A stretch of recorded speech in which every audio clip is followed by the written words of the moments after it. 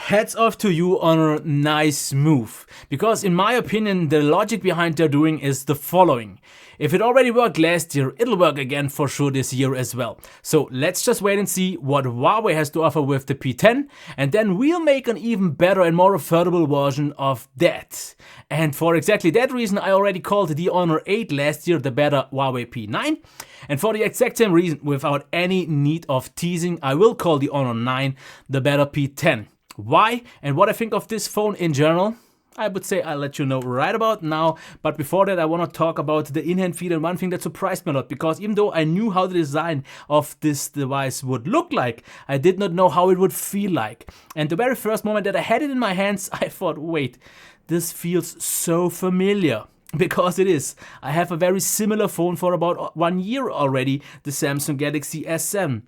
And even though the S7 is actually shorter and, as you can see, also more narrow, the Honor 9 actually makes up for that with an even better, smarter design. I'll let you know why exactly I think like that. Because the curves are even nicer, with a very nice transition towards the sides, grippy sides in general. It also looks nicer in my opinion with the multi-layer glass. Nice reflections, of course, it will attract a lot of fingerprints, but the back and the front can easily be wiped away. And this phone, just because of it being thinner, feels even nicer in the hand. But this is just where things start, because it actually continues along with the button placement. I now have the, in my opinion, better placement with the volume rocker on the same side as the power button, and that is just more convenient. They also wiggle just a little bit as the S7, so they don't feel quite as premium as Huawei phones buttons, but the tactile feedback is absolutely there. But maybe the even best thing is the fingerprint reader, because in my opinion Samsung is known for not having the best ones, and I think that's also why in their last iteration they just thought, let's just put it in a way no one can access this and no one will notice it. But this here, I gotta say, along with the Huawei P10, is the very best fingerprint reader that I've ever had, along with the screen turn on time, because as you can see, the screen turns on pretty much instantly, and the same thing goes also for the fingerprint reader. This is the most reliable and fastest fingerprint reader and screen turn on time experience that I've ever had, along with the P10. I absolutely love that. But one thing they actually improved over the P10, which is the following. On the P10 we had the option to use the home button for navigation with gestures like, for example, home press and so on. If you didn't want to use that, because I have to say it wasn't all that convenient, you had to use on-screen navigation bars. But Honor thought exactly the same as I did. If you already have the space here kinda used, why not just use it for extra buttons as well? So we have capacitive buttons and I can rearrange them, so I can switch them side by side, and this makes the whole design feels so smart. The overall in-hand feel is amazing, one-hand usability is great, the build quality is top-notch, nothing here creaks, and the overall glass also feels very solid. So I'm actually kind of blown away of how amazing this device looks, especially in the silver version, but also feels, and it is just also overally smart. Of course, you can also see that we have a completely flush camera design, nothing sticks out with the laser autofocus and the LEDs. On the top we have something that we didn't see on Samsung devices for a long time anymore, the IR blaster. We also got a microphone. On the left side we have the SD card and SIM card tray, and on the bottom we have the headphone jack, USB Type-C, and the bottom firing speaker. To my disappointment though, it's not a dual speaker arrangement. But what we have here in this earpiece is a notification LED. I've already talked about the buttons. We also have, in my opinion, absolutely nice and moderately sized bezels, along with a little bit of a black border. And even though this device actually is wider than the S7, it manages to feel better. And that's why I would say let's continue along with the display. This is an LTPS display, in difference to the IPS display of the Huawei P10, but this actually comes with one benefit. First of all, as always, we have color temperature control, but the benefit or advantage, in my opinion, over the P9 is, or the P10, is the following: less motion blur. Because this was one thing that I complained about on the P10. I'm not seeing this here so much. Otherwise, in terms of qualities, we have 510 and lux, which I would say is good about for maximum brightness and sun readability. The better flagships out there already have around like 550 to 650, so this isn't quite up there yet, and in terms of resolution maybe also not, but the calibration is spot on. I really like the colors here, definitely nice, saturated but not overly saturated. White point is good, but you can rechange it if you want to.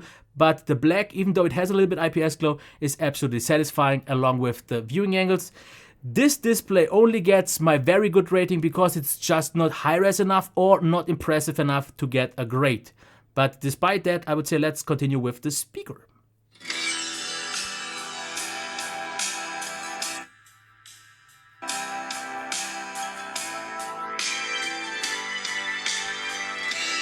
I am absolutely satisfied with this speaker because it's maybe not the very loudest one out there, but still loud enough in all situations, and it sounds absolutely nicely balanced. Not super rich, but definitely anything but thin. Very nicely done. So I can enjoy it even though it's just downfiring. The one thing that I would have to not complain about, but just wish for to be still better is the headphone jack. Because one thing that they actually talked quite big about on the launch event or the pre-launch event was this thing called Huawei Histon sound effects. And once you plug in a headphone jack, you will get the option to turn on headset audio, change the headset type from earphone, also head mounted and so on, have an equalizer, 3D audio, change it to near, front and wide. And in my opinion, you have to use 3D audio to get enough volume. For earphones, it should be mostly fine, but still, even then, it's just about good enough, maybe a little bit better than that for a little bit more demanding headphones, but it is still nowhere near the very best ones out there. So yes, it is a little bit of an improvement over something like the Huawei P10 or the Honor 8, but just a small one. That's why I will give it an okay. After all, we now have an equalizer, we have a few little improvements, but what I would have actually preferred over the Histon equalizer software would have been a better DAC and amp, something we still didn't get, maybe next time. But yeah, like I said, it's good enough, it's okay this time. So otherwise, let's talk about performance. Let's kill all apps, and we have seen 4 gigabytes of RAM. Now, how fast are the launch times? I would have to say not super snappy, but that's mostly because I've used a Sony phone for the last few days, and after a Sony phone, everything feels just not as extremely fast. Not saying about the smoothness, anything, but the speed. But as you can already see here, the site is almost rendered. And let me talk about the scrolling. As you can see, it's very nice and smooth, and there is no complaining about the performance in the browser, fully satisfying. And the same thing also goes for apps. But the only thing that I would like to call out here, and I will call it out as long as I have to until it changes, even if I have to do it all the time, that is the tweaked scrolling. Because if you don't use many phones all the time, you maybe won't even notice what I've heard from other users. But having so many devices all the time and switching between them, I just noticed that this scrolling, which is definitely tweaked, just feels a little bit kind of virtually slowed down, maybe to be even smoother. It only barely ever lags, so it's on a very high-end flagship level, smoothness level, but it's just not as fast and doesn't feel as lightweight. So I know most people won't bother about it because you get a very nice smooth experience. It's maybe not the fastest one, it's maybe not the lightest one, but definitely very capable, definitely very pleasing. And with 4 gigs of RAM, and if you maybe even take the 6 gigabyte version, you shouldn't see any issues with the RAM management. Huawei is still a little bit on the harsher side here, but I don't think this will be an issue. So it is a very good performer, but just because of the slightly dragged down scrolling experience, I won't give it just about a great, but a potentially great, because I'm pretty sure it could be. And I've seen that the Honor 8 offers already custom ROMs, and I will try to get a custom ROM on this one once available to see if it would be there, because I definitely think that the Kirin 960 could deliver it. Because in games it already shows that it absolutely can perform.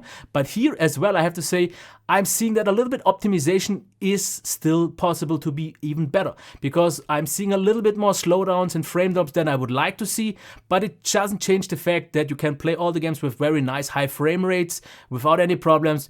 To be called out though is the device heats up even in normal use a little bit, so it always feels a little bit warm, kind of similar to something like the Samsung Galaxy S7, also S8, where I complained it feeling a little bit uncomfortably warm. This is what you will see here as well. So I'm not quite so sure if the Kirin 960 is actually that efficient, which brings me already to the next point, the battery. Because the charge time is absolutely fine, nothing outstanding, but absolutely good enough. It's what already shows that the Kirin isn't maybe all that efficient, with 13% for 1 hour of YouTube. This is, I would say, about average, if not maybe even slightly below the better ones out there, but the battery life proves the same. So similar as like on the Huawei P10, I get around 4.5 hours of mobile data, maybe 5 to 6 on Wi-Fi, which is maybe at best half an hour better than the P10. But considering the battery size here with the 960, I would have expected more. And I'm not quite so sure if it's because of the lack of optimization of or the efficiency of the Kirin, or just also the optimization of the software, because standby drain, even though I have optimized all the apps, because you can choose options to turn off apps once you turn on the screen or turn off the screen and optimize it, but no matter what I do, it doesn't really make a big effect. So I think there is optimization left, and it could be better. Maybe a few people have a little bit more success than I do, but as it is, battery life is decent, almost okay. So yeah. So next point would be the software. This is already what I've complained about, because actually to get to the good things. Now with Nougat we have of course a draw, which is nice. As you can also see, we have quick settings which are customizable, but actually one big thing for me is the theming engine. And let me tell you why. Because as you can see, the standard design here of the apps is white on blue mostly and so on, and looks nice. But the big thing for me on the themes is if you use, for example, a little bit of a nicer, at least in my opinion, design and theme, and then you will already see that a lot of things change. For example, I think now in this case the icons look better. That's personal preference though, but as you can see, it changes the quick settings design, but it also changes apps design because they look a little bit more minimal, nicer, cleaner here with this design. Of course, you can choose a lot of other themes, and I'm pretty sure you will find one that will fully satisfy you, but this just changes the overall aesthetics to a so much nicer experience, because feature-wise we are already well set, because for example we still have knuckle gestures, for example, to use dual screen, for example here, and we have some knuckle gestures to start off apps. We also get things like, for example, smart assistants, and this is the big thing, you can change the button layout, so back, on the right, on the left, wherever you want it. Then of course notification status bar with display, network speed, battery percentage, smart assistants. I've already showed, like with the floating dock, one-handed UI. There is so much here, and also a lot to talk about the camera because it has so many features. I will briefly mention them later on in the camera part, but what I have to say is it's running Nougat, which is fine. The only things that I would like to wish be improved, it could maybe get a little bit of an overhaul after all, because RAM management, no matter what you do, seems to be a little bit on the harsher side, and the same goes also for the battery drain in terms of standby drain. So they can actually fix a few things. Otherwise, it's so stable, it's a nice software, and I still like it, but I'm just not quite as happy with it as I was actually on Marshmallow, even though the design has improved. But since I've already mentioned the cam, let's talk about that one and talk about selfies. And here you will see me praising it a lot, because as you just see, the front-facing camera manages such nice, sharp pictures. So many details, everything seems right, shutter times and everything. Exposure.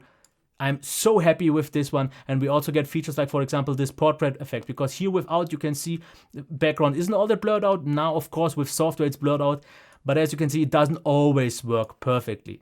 But no matter what, I think the results are absolutely great here. Once again, here it already worked a little bit better. You still see some software not being polished. They can improve this, but even indoors, and this is where I'm actually even more so surprised, is how well it turns out to be sharp, detailed, great, absolutely realistic. And the only reason why I'm not giving it the grade and overall for the camera, for the front one, is video. Because video, as you can see here, looks absolutely spot on. It's very sharp, it's very smooth, and everything else still seems right. But you can already see some little bit of shaking, because even the front-facing camera has EIS, and as you can see here, with quite shaky hands that I had, unfortunately, you see a lot of nervousness.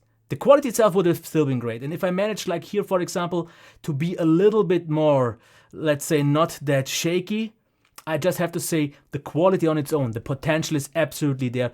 And just for pics, it is definitely great. And for video, it could be, especially if you use it maybe on a tripod. Now, low light pictures here, I have to say, if you look at those, are, I would say, at least really good. Because they could be a little bit brighter, a little bit sharper, more detailed. But I can't really complain all that much. But if, then this would have been kind of the weakest point of this camera. Now, the next point would be the main camera in good lighting situations. And here you can already see the potential. It is absolutely mind-blowingly good, and I will tell you in just a few seconds why. Even though he didn't seem as convinced yet, as you can see by his look, but either he relieved himself or he's very, very happy of the cam.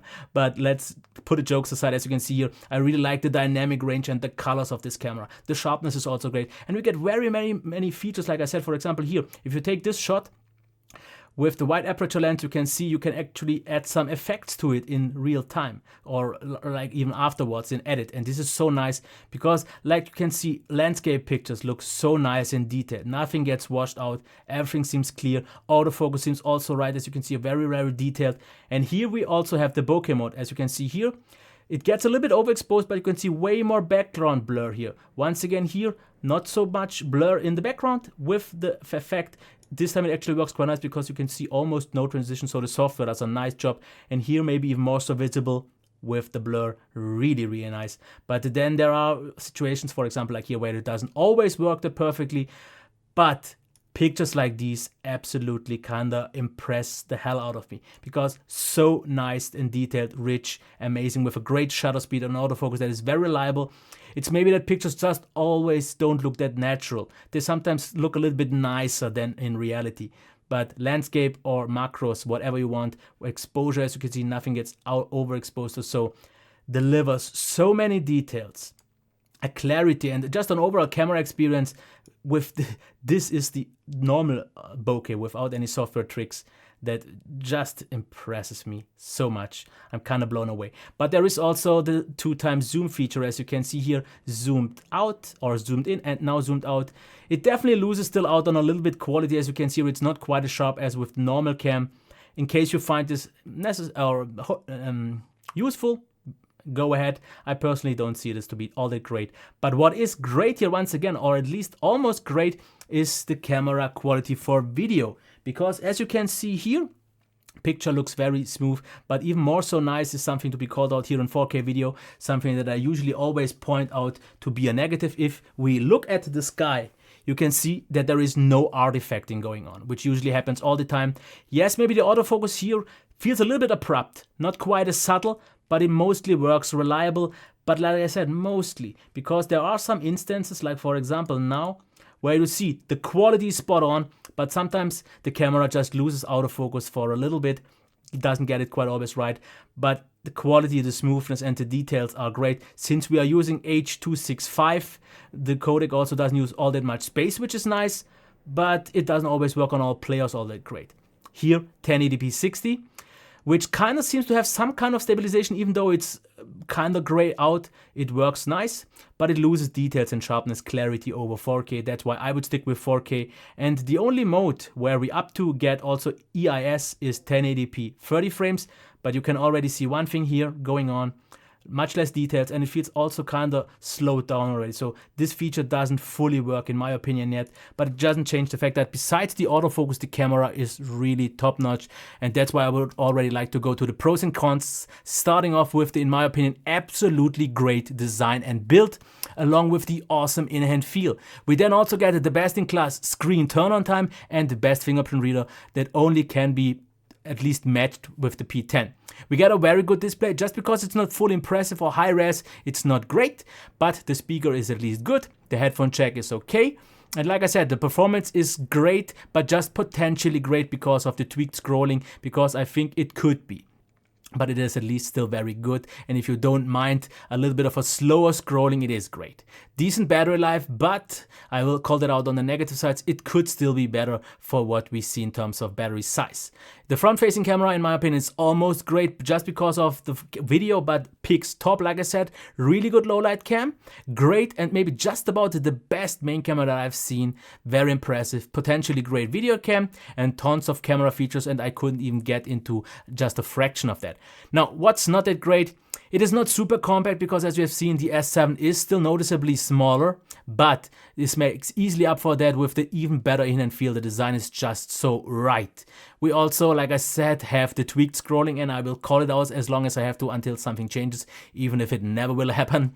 Then it gets warm in normal use. Even that, battery life could still be better, but this is in brackets because, after all, it's decent enough for most people, not for the power user though, I think. The software still needs a little bit work, and in some ways I would like for an overhaul, and we have a slightly unreliable video autofocus. And this all leads me to my conclusion. A little bit sweaty already. I have to say it worked out better than expected, if nothing works wrong from now on. Now, what's my conclusion? Otherwise, I would say let's price it around 400 because it's officially for 30 euros, but with the cashback and I think sales that will come along all the time, let's just pay 400. Now, is it a legit flagship punching on along with the very, very best ones?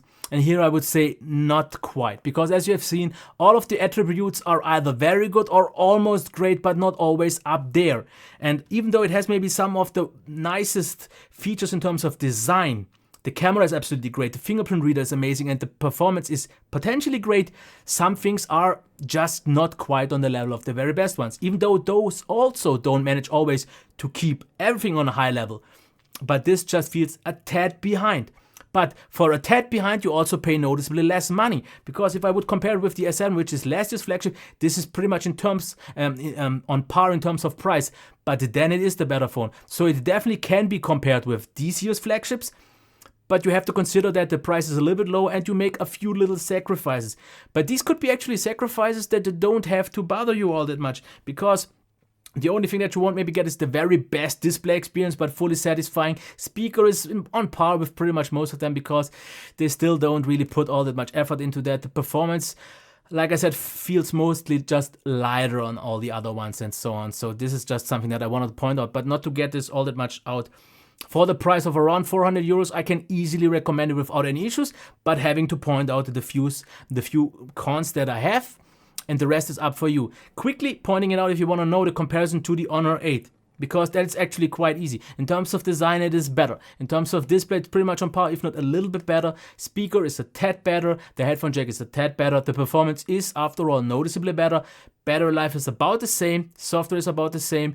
Camera, though, noticeable improvement. So, as you can see, compared to the Honor 8, which is not that much cheaper by now anymore, since this has an actually quite competitive price, it is the better phone. And it can, in some way, if value is more important for you, beat many flagships out there. But if it just comes down to the qualities bang for or not, and not bang for buck, there are better overall solutions out there. But I'm pretty sure that a lot of people will get happy with it. And what I'm actually planning is the following, which could actually then push it way, way higher on top of my list. I will try to get, same as on the Honor 8 are available custom ROMs, to get one here. And then get kind of a more stock Android feel, because I still think the software is kind of one thing that holds it a little bit down. And with the stock scrolling then and maybe some other things being optimized, this could be superb in terms of bangs for buck, which is already, though, very good for now. This is all I can say. If you want to, let me anything down there below. And if you like the thumbs up, and a subscription would be nice. And I will sweat off now. Okay, until next time. Bye.